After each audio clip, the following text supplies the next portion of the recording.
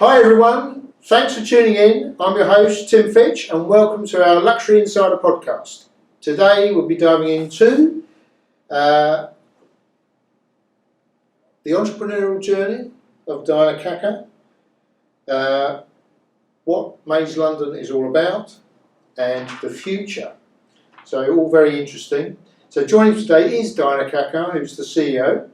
Welcome to the podcast, Diana. Thank you for having me. Can you give our listeners a little introduction of yourself? Sure. I know time is short, so I'll try to keep it as short as possible.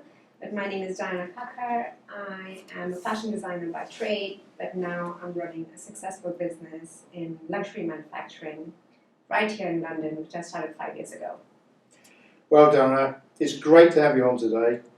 So let's get started. So I know our viewers and listeners, one thing that they're really interested in, particularly about entrepreneurs, is how did you become an entrepreneur? What was the thing that sparked it in you?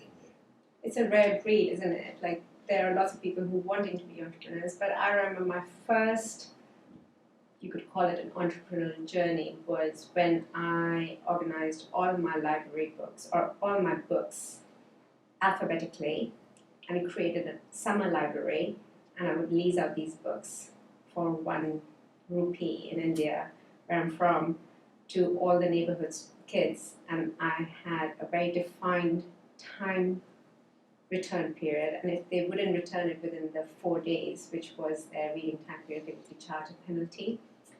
Let's say I was not the most popular kids amongst my crowd, but I think I've always dabbled in an interest towards business. I knew that I wanted to do something of my own for a very long time, and I think that spark started when possibly I was in my teenage years. And my first idea around entrepreneurship came from this organization that I was part of in the university called ISEC International, which is a student organization, and it's an international student organization, and it creates entrepreneurs at a very young age. And that was my first introduction to understanding organization structure. I was studying business and economics at that point of time, so it worked quite well to get me some practical experience. But once I graduated from my business degree, I realized that there was a part of me, the creative bone, was very interested in understanding fashion. And I was always interested in the business of fashion, but I thought the best way to tackle that was to be an insider in fashion. And I decided to do a double degree in fashion degree in India again. And I was probably what you would call a mature student, because I'd already done my graduation, so this was my second degree. And my approach towards fashion as an industry was quite different from, say, my peers, and I was always looking at the commercial value of it. So even when I was deciding my first collection, I was looking at like how much fabric would I need and how much money it takes, and making a budget and a critical path and a timeline around it. So my analytical skills were really coming handy.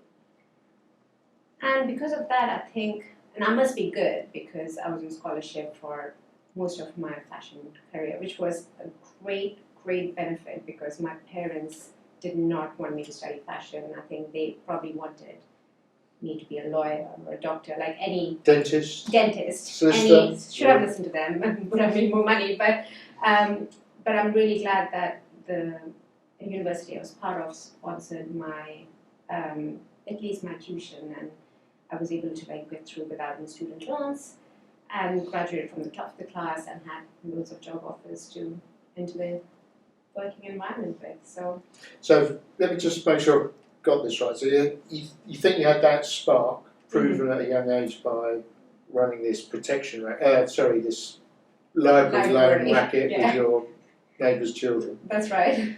But you then studied business, and then you had this other passion around sort of design focus, which you looked at the fashion industry. Clothes. I was really interested in engineering of clothes. So I understood fashion, but I mean, my mum's a teacher and my dad worked for Dunlop Tires, so there was no fashion magazines at all at home. But I was really interested in understanding good engineering of clothes, and my grandfather had he worked for the army, for the British, like this back in the day. And so there was a little bit, like I grew up around Prince of Wales and tartans and checks. So I knew like British fabrics and I guess the sartorial nature of the British culture. And I think that was where my name is Diana, named after the Princess of Wales. So there was a lot of like British influence in our family, but no fashion influence at all. And I was really interested in clothes, and I did not know at that point of time how to enter the fashion industry without learning the basics. So I went into the engineering of clothes and then put my business element to it, and voila, there was a designer. That's really, really interesting, because I think what you told me is to be, it's that overlap, isn't it, of the entrepreneurial skills with something technical in your case, which has allowed you to move your business forward. So that was the start of your career. How did you end up founding MAES London? So I moved to Sydney, followed my heart, met a boy. He was living in Sydney at that point of time, so I moved to Sydney to be with him. And because I was from India and from one of the best universities in India, the reputation, what we call invisible PR, kind of followed. And I got my first break with a really good company called Ben Sherman. And Ben Sherman was a licensed branch in Australia. So it wasn't what we know Ben Sherman in the UK, but it was, again, a British company. I guess I was probably more familiar with the culture. And through that, what they realized was that I spoke something called factory. So I could speak manufacturing really easily because I understood the engineering of garments.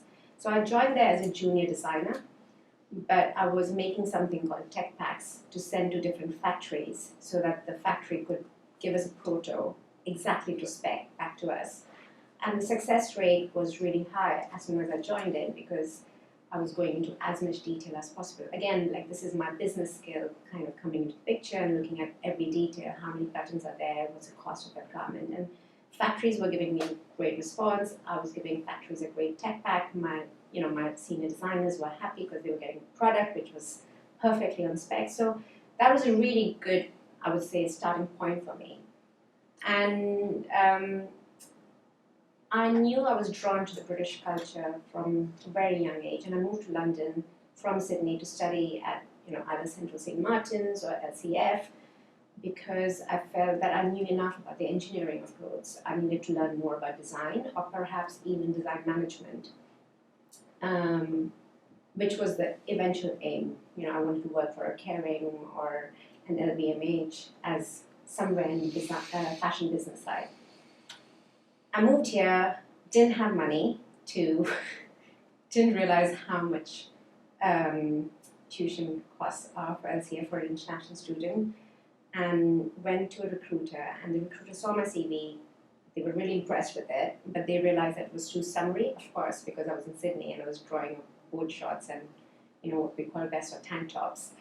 And they gave me a task. This is my recruiter, and she just said that, hey, why don't you walk around Oxford Circus, have a look like what people are wearing, go back to the drawing board and design your collection and come back to me, within a few weeks so that your CV is more British or your portfolio is more British. I took that advice on quite literally, and I started taking photographs of people, and this is back, I'm talking 2010, 2011. I was taking photographs of people on the street, and little did I know what I was contributing to something called street style. So at that point of time, I started a blog called Street Style Blog, and it was basically loading photographs of great stylish, interesting people on the streets. And this got picked up by the Vogue magazine and the Grazia, and I was sent to Paris and Milan and take photographs of all the people, what they were wearing around London Fashion Week and Paris Fashion Week. So in a way, I started almost running myself as a business quite early on because I couldn't find a job in London. But at the same time, street style wasn't paying very well at that point of time. So my recruiter saw my portfolio and put me in touch with a few designers who were looking for a production coordinator. And because I spoke factory, it was easy for them to with me, took us to, make it work. And I was with that company for maybe like 5 years, worked with Bench, worked with Money Clothing, and all as a freelancer. So I started running my small business as a freelancer and a consultant, and kept maybe like 10 factories busy at full efficiency, and knew that there was a little bit of a market space for it, until I realized that I wanted to work in-house with a luxury designer in London, and got I would call my first break with Erdem. And when I walked into the studio was beautiful, the fabric is amazing, and my job was to make sure that the collections got to the deadline in time. I was managing the studio, the atelier, and that was my career path. But as I was working there, I realized that there was a gap in the industry, especially in the London fashion industry, where designers did not know where to go if they wanted to launch a collection, and there were not enough factories who were working like the factories that I had worked in China or Europe, or perhaps even India and Bali, where they were running efficiently, understanding the capacity. So I decided to start MAES London. Brilliant. So I've been there myself. There's a big step for working with quite a well-known brand to just starting something yourself. And what did that look and feel like?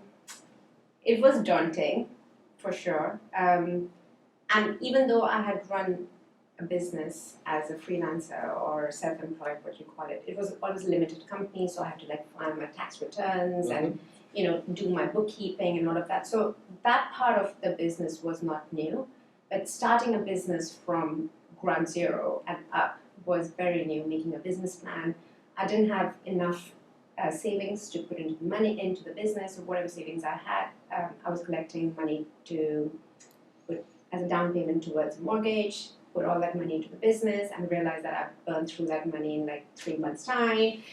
I convinced my boyfriend Josh to be my business partner because I needed money, and he it was coincidence, but he was with the company for 12 years and he was looking for the next move, and he had to quit his job and he was looking for different jobs, and I said, hey, I need help with the business plan, do you mind helping me out? And he was very, very involved in the background while I was doing the front facing. So I was doing all the sales, all the buying, the procurement of the machines, finding the studio, designing the studio, signing the lease. So there was a lot of responsibility which was coming to us. But what I knew very clearly was where I wanted to be. And I think the vision for the business was very clear from the very beginning. It was a luxury manufacturer that designers could trust, could walk into as if it was an extension of their own atelier, speak the same language that people speak in-house with us, and we are focused on the product that we are delivering on time, on spec, back to them. So that vision was very clear. So once we had that vision, everything was following ahead of that, I guess. So correct me if I've misheard this. So you're saying that what your vision really, you're providing this facility for designers, but also you're almost translating designer speak into factory speak, and I guess factory speak back into designer speak. Correct. Because speaking factory is very different, and I think a lot of times designers are entrepreneurs, they need to be designing a collection, buying fabric, make sure the cash flow is being taken care of, make sure their wages are being done. And through all of that, they need to also manage the production, which is key to their business for their cash flow. And that is a job in itself. Quite often, the not so glamorous job. And I think MAES London is on a mission to make production, manufacturing more glamorous, because what we are hoping, and I think we have achieved in the last 5 years that we've been running the business, is that if our client's customer is buying this dress in Harrods, the journey of the dress from Harrods to the designer studio, to our studio, should be almost seamless in terms of brand identity. We're not one of those factories where you have like thousands of units, dumped in a corner. Each piece is taken care of. We are very passionate about the product, and we make sure that the product gets the attention that the designer has put into designing it, and therefore the customer is getting the final product with love and care. And that can be difficult to scale, but we've been slowly and gently increasing our capacity and our turnover through that mission. Yes, because I have visited your factory, and I mean, you've got superb craftspeople who one person's dedicated to one garment. It's not like they do one seam and it's passed to the next person, typically, is it? No, it's the other way around. So we work in something called one-piece flow. Yeah. And where we would do is, it just depends on what we're working on and what the order is. If we are working on, say, a sample or what you call a prototype, that's when one person is making the garment from start to finish. But if we are working on a production, which could be up to 120 units or could be as low as 30 units, we would have someone working on the sleeves, someone working on the lining, someone working on the collar. And while all of that is happening, everyone's kind of lining it up. And at the end, everything is being assembled together. So we've created our own terms, and Toyota Way is one of my favorite books, and I really try to incorporate everything that I'm learning through that book into our system. Henry Ford is always, of course, been one of my biggest idols. So I look at manufacturing, doesn't matter if it's fashion, but I look at manufacturing as an industry, and I try to incorporate those processes into our company. Slightly off topic, I mean, are you an adherent of the Toyota manufacturing system? I think it's influenced our decisions. We are not doing the same volume. In Toyota Way, you could be working on the same product throughout the year. Our product keeps changing because we're working with really high-end luxury designers where creativity is the main key. So we are always developing new techniques to resolve that problem, compared to a car manufacturer where they would have done the prototyping and then the same prototype has been, is processed through multiple lines. Our lines keep changing, and because our lines keep changing, we're spending a lot of time in development and figuring out what's the best way to get the result, which is looking the high-end result that we're known for. Fantastic. And Diana, so we've heard about past, we've heard about the present. Yes. What's happening in the future? The future looks very exciting, laced with the recession that we've been told that we are in. But very naively, when I started the business, we knew we were catering to a very niche segment of the market space. Most of our designers are London Fashion Week designers or Paris Fashion Week designers. And because of that, our segment or the clothes that we're making are in a certain category of clothes. They're not necessarily what you call fast fashion. And therefore, the end customer somehow seems more resilient to recession. So in a way, we are in the growth space as what our designers are in right now. And we are growing. We've been growing since we started, really. And sometimes it's hard for me to kind of fathom that, I built this from ground zero. When we look at our numbers at the end of the year, we've smashed all our targets, have surpassed them so far. This year has probably been the best year we've had in the last 5 years, and that next year seems to be better. And that's because we've just taken another 1,000 square foot in our existing studio, making our studio a 5,000 square foot studio, all in one open plan, which is really, really lucky. And we found this place really easily and have been able to maintain it. And through that, what we are doing is we are hoping to offer more of a design and development services to designers. What we found in lockdown was that people's team sizes were reducing. So if you didn't have a production coordinator, that job still needed to be done. If you didn't have a raw materials person, that job still needed to be done. And all of those jobs were coming into MAES London. So our team was growing because that job needs to be done in order for us to do that job. And going back to my 6-year-old business plan of the library, I've always believed in creating a network. That's what my philosophy is. That I don't think entrepreneurship is a single journey. It's a journey when you get everyone together, collated, aggregated, and create support network around it. So if by creating a manufacturing studio which is speaking the same language, creating a community, we are attracting the right designers to funnel all the orders into our system, and if we have the facility to produce that collection, we are using the same funnel network for the designers to pass through up and down. And that's actually a Japanese, something I read in Toyota Way again, which is called the,